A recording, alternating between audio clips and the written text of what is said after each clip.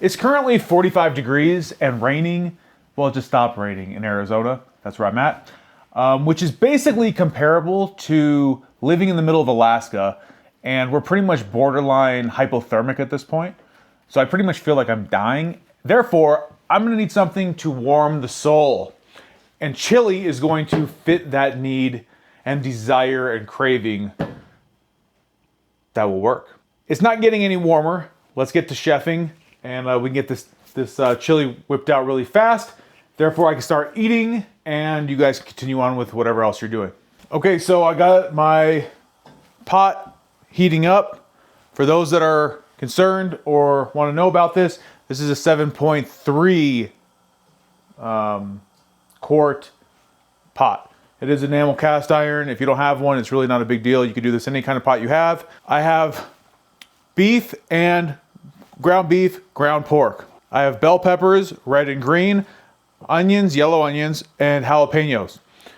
I left the bell peppers and the onions a little bit on the bigger side just because I want something more hearty when I go ahead and eat it. But I did go ahead and cut the jalapeños a little bit smaller just because they're jalapeños and not everybody wants to take a big bite out of a jalapeno.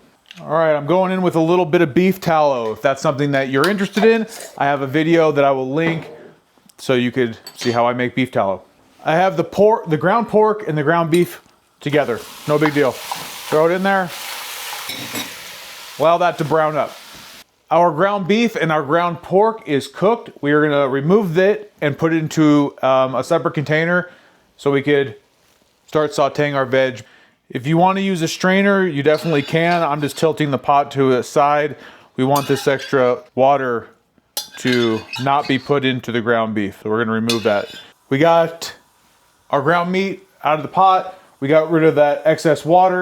There's a little bit of meat left, little speckles here and there. I'm not really worried. I'm going back in with beef tallow. I'm going in with the onions first. Definitely going with a little bit of that salt. That salt is gonna help pull out some of that moisture from the onions. Onions will take a little bit longer time to break down, so that's why we added that first. Medium-high heat. The onions have been sweating down. 4 to 5 minutes, nothing crazy. I'm gonna go in with my bell peppers. Also gonna go in with my jalapeños. At this point, we're gonna add just a little bit more salt, and I'm also gonna go ahead and add a little bit of pepper at this point. Nothing crazy because we're gonna add more salt and pepper later, so we don't wanna mess anything up here, okay?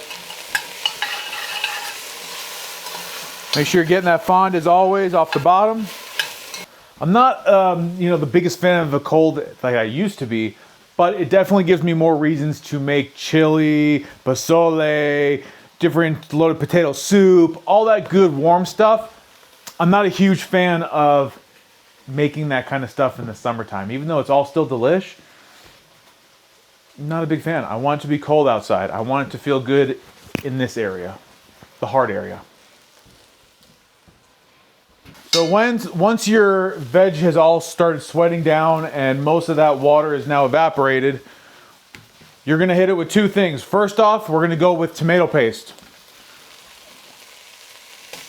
Stir your tomato paste in, and what you want is you want it to start lightly turning into a fond at the bottom of the pan. Don't just immediately add in your stock yet. All right, you can see how the tomato paste is starting to stick here and you can scrape it off. Perfect, that's what we're looking for. Don't let it get too dark because then you're gonna add a different level of flavor than you're looking for. Stock, just a little bit, don't add everything, and start scraping that all off the bottom.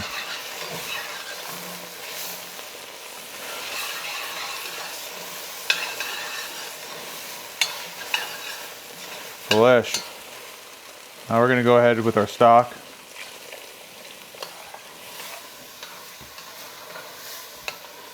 I will say that this Kettle and Fire stock is a little pricey, but it is well worth every penny. If you're not gonna make your stock yourself, go with this product. It is definitely better than average and worth it. We're gonna go back in with our meat now. Going in with tomato sauce. Fire roasted tomatoes. I'm going in with a bunch of different seasonings right now. If you are interested, we always have the recipe down below. Full recipe of everything that we do. I'm gonna go a little Tabasco sauce, salt, pepper, Mexican oregano, smoked paprika. Going a little bit of brown sugar. We're going California chili powder, New Mexico chili powder, and a little ancho chili powder. Also onion powder, garlic powder, a little bit more salt, a little bit more pepper. So if you, like I said, if you want the exact amounts that we're putting, hit that recipe down below, okay? We're also gonna go in with some kidney beans. When it comes to the beans, I know that's a super controversial topic. I like a little bit of beans, okay? I'm not super bean heavy, but I do like little beans in there. To each their own. But if you want to follow this recipe, it's not going to be bean heavy, but you are going to have a little bit of something to make the whole recipe a little bit heartier. So now I'm going to add some cured and smoked ham hock from the pig that we butchered. There's video if that's something that interests you. You could check that out. If you cannot find ham hock in the beginning, before you do everything, chop up some bacon, cook your bacon off, separate your bacon and your fat, then start sauteing your ground meat. And then when it comes time to saute your veg, add that bacon fat to the veg, and that's what you'll saute it in. It'll give you a nice little smoky flavor. That's where we're going. So we're going in a little ham hock.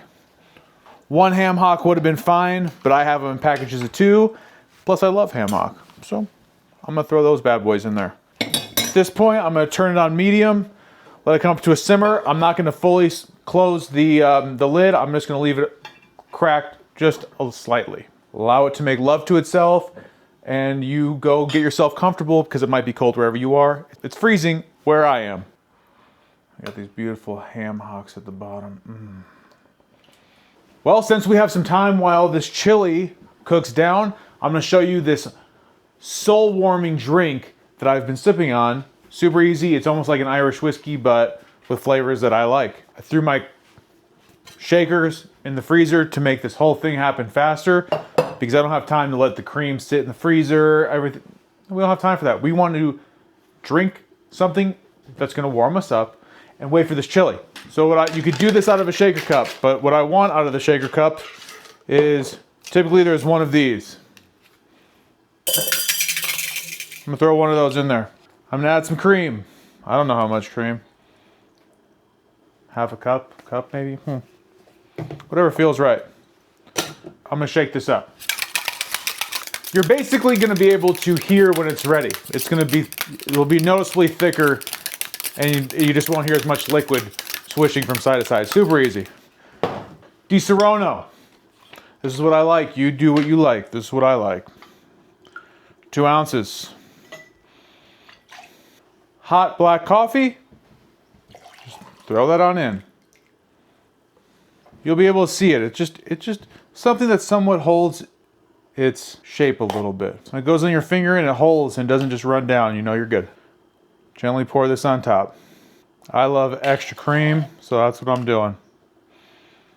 A perfect mix between hot and cold. The first time I ever had this, it was basically life-changing. That's the only way to put it. Let's just cheers to you guys. Happy Thanksgiving. Hope you enjoyed this video.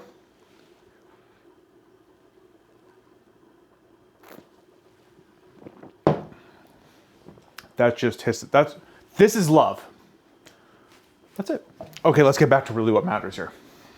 This is basically what we want our pot doing. Just a little bit of bubbles here and there. Nothing too heavy. And every so often come in and give it a nice little stir so nothing's getting stuck to the bottom. All right, 2 hours have passed. So therefore I pulled out the ham hocks because now they're pretty tender. They just basically fall apart. Okay, perfect. If you didn't have ham hocks in there, you don't need to cook it for 2 hours. You could do an hour, hour and a half if you want. The longer, the more tender, and everything just makes love.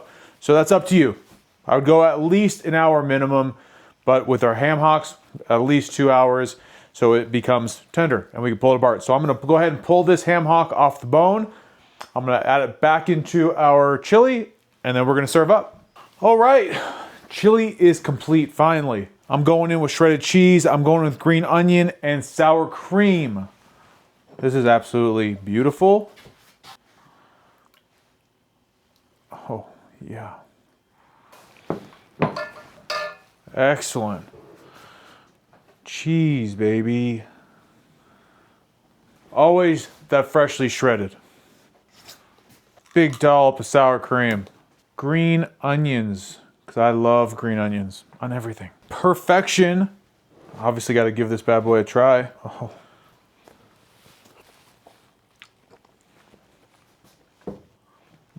This is a perfect chili. 100%. The Ham Hock just takes it another level. The sauce, not too smoky. Just, this is perfection. There's no, you need to, if you like chili, this is it. I need to go in for another one. Let's go. This cheese. There is just so many flavors happening, so perfectly balanced together. Incredible, really. Try this, 100% a win. I'm ready to, this is really good. You want to make some chili, get that the recipe that's in the description down below. As always, thank you guys so much for watching. If you enjoyed what you saw, please hit that like button, hit that subscribe button, leave a comment. We hope to see you for the next video. Give this one a try for sure. You guys have a blessed day.